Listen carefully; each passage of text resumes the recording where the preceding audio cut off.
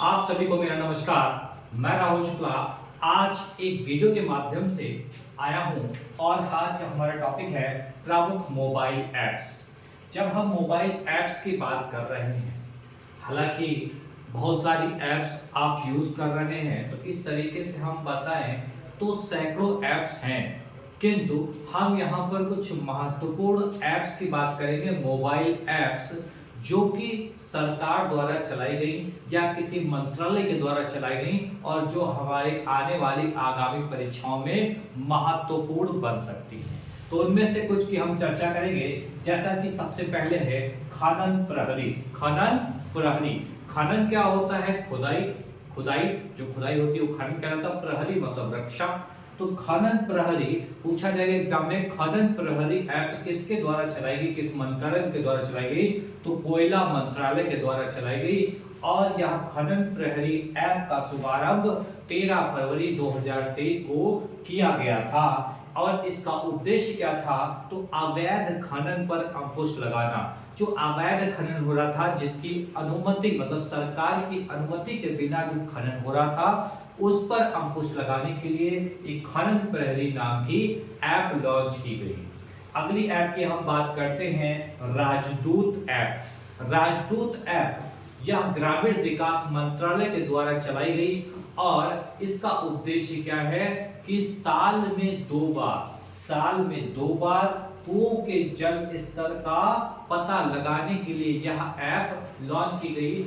दिन प्रतिदिन क्या हो रहा है, अगर हम बात करें तो जल स्तर गिरता जा रहा है, कुओं का भी जल स्तर गिरता जा रहा है। तो उस जल स्तर का पता लगाने के लिए क्या किया गया?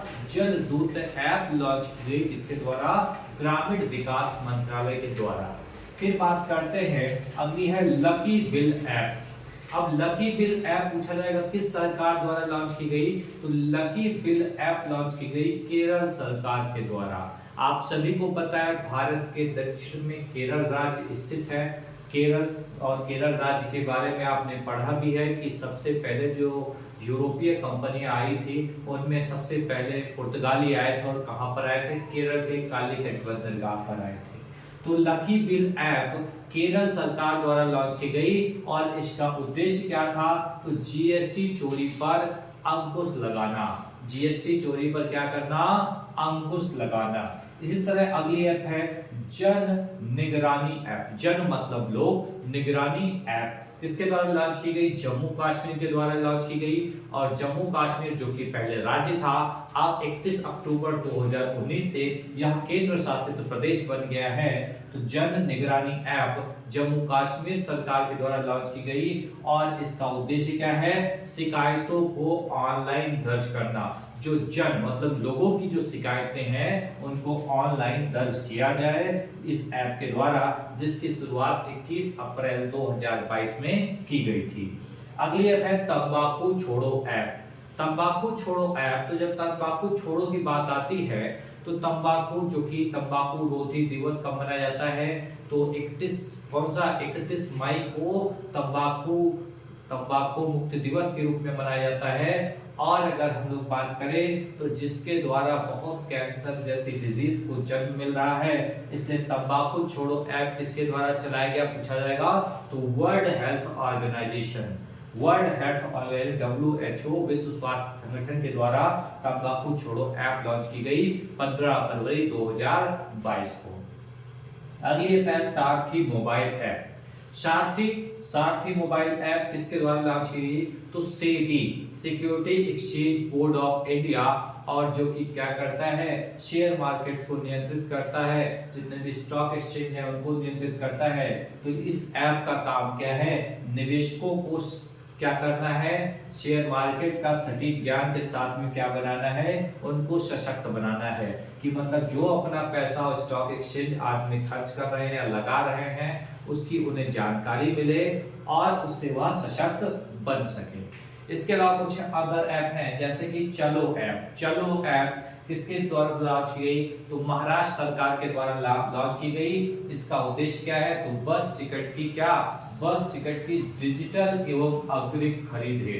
कि मतलब कि बस टिकट की क्या हम कर सकें? डिजिटल रूप से टिकट खरीद सकें और अग्रिम मतलब पहले से टिकट बुक कर सकें।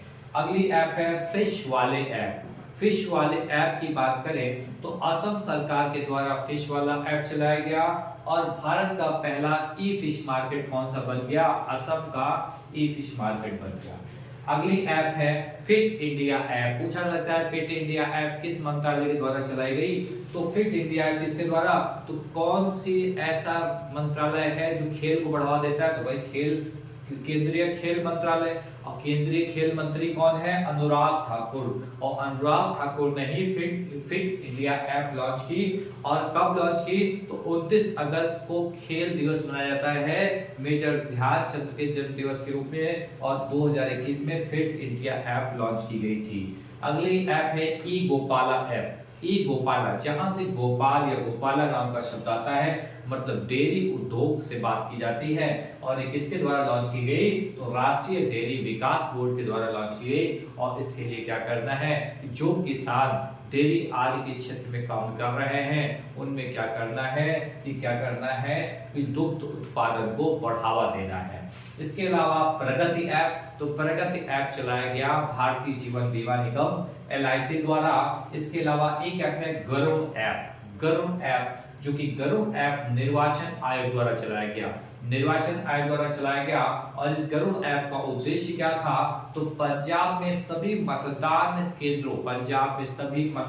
केंद्रों के डिजिटल मैपिंग के लिए यह ऐप लॉन्च की गई।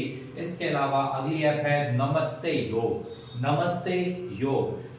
जहां योग की बात आती है तो इसे कौन लॉन्च करेगा? आयुष मंत्रालय लॉन्च करेगा, जो कि 11 जून 2021 को लॉन्च की गई।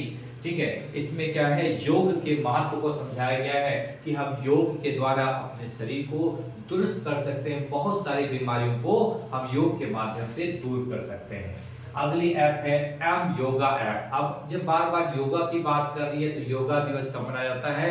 तो प्रत्येक वर्ष 21 जून को योगा दिवस के रूप में मनाया जाता है। तो एम योगा ऐप की शुरुआत नरेंद्र मोदी के द्वारा की गई थी। और इसका उद्देश्य क्या था? तो दुनिया को अलग अलग भाषा में क्या करना है? योगा का प्रशिक्षण देना ही इसका मुख्य उद्देश्य है। तो यहाँ पर कुछ ऐप्स की हमने बात की है, इसके अलावा कुछ ऐप्स आप भी पढ़ सकते हैं, बहुत सारी ऐप्स हैं। तो मैंने कुछ महत्वपूर्ण ऐप्स की जानकारी आपको दी है। आप प्रयास करें ऐसी ऐप्स को लेकर टॉपिक्स वाइज पढ़ने की, क्योंकि हाल ही में आपकी परीक्षाएं आने वाली हैं और भी बहुत सारी परीक्षाएं आपको देखने को मिलेंगी, जहां पर किसी न किसी परीक्षा में ये प्रश्न आपके लिए महत्वपूर्ण बन सकता है। आज के लिए इतना ही। आप सभी को मेरा नमस्कार।